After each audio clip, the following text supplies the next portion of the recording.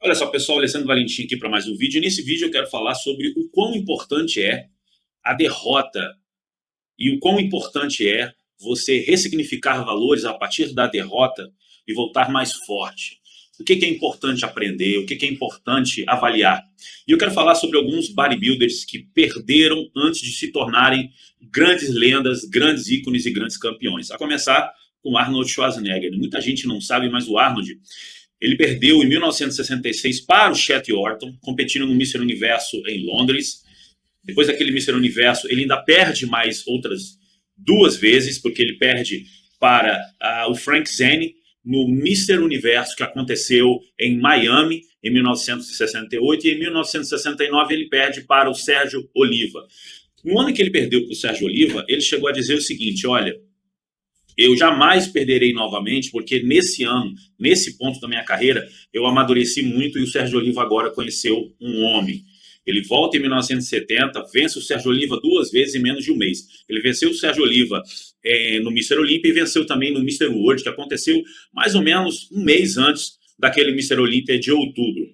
Agora, um outro cara que também perde antes de se tornar uma unanimidade na sua carreira foi o Lee Haney. Lee Haney foi 8 vezes Mister Olímpia, você sabe disso. Agora, o Lee Haney, em 1983, ele ficou em terceiro lugar no Mister Olímpia. E ele perdeu para um cara chamado Mohamed Makawi. Muita gente não sabe, mas naquele ano de 1983, o Lee Haney perdeu em cinco oportunidades para o Mohamed Makawi.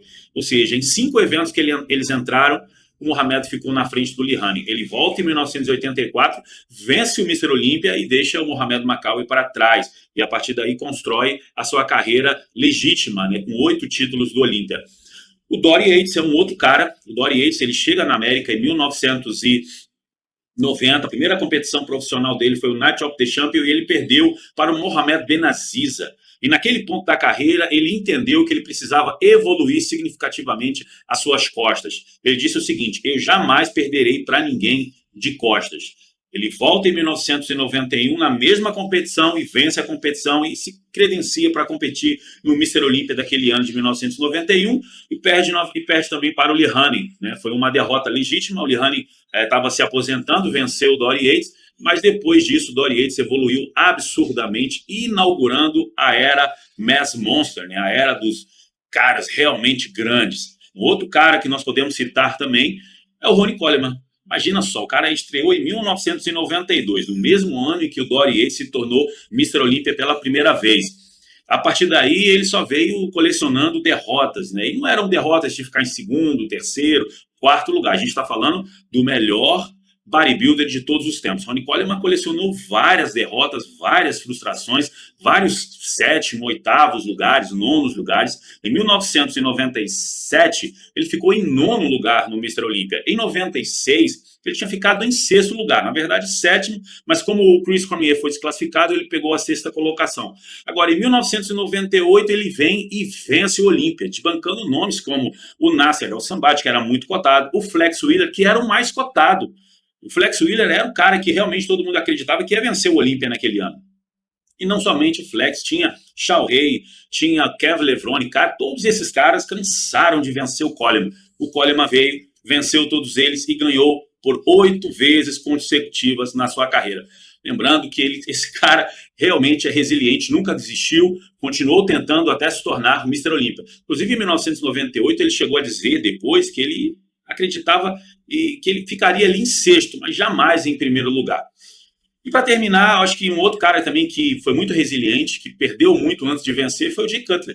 Jay Cutler foi o coadjuvante ali do Ronnie Coleman por vários anos, né?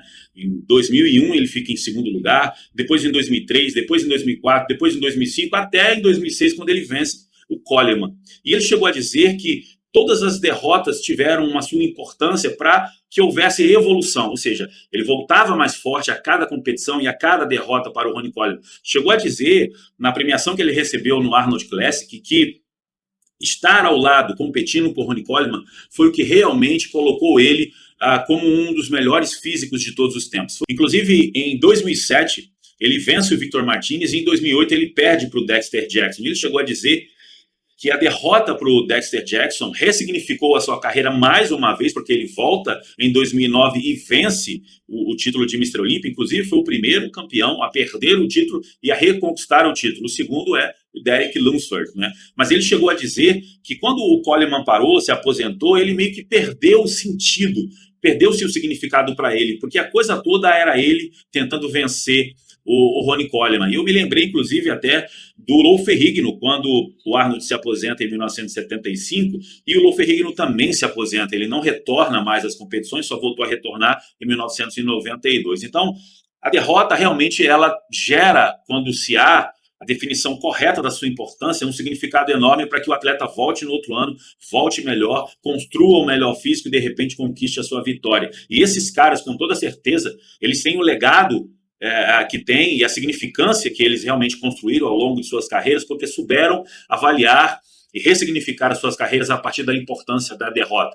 Mas e você, o que você achou desse vídeo? Você consegue colocar um outro cara nesse vídeo, um outro bodybuilder que também tem essa mesma importância de avaliar a derrota e construir um legado? Bom, se você gostou deste vídeo, não se esqueça de curtir, deixar o seu melhor comentário, compartilhar com mais amigos e eu vejo você no próximo vídeo. Forte abraço, pessoal.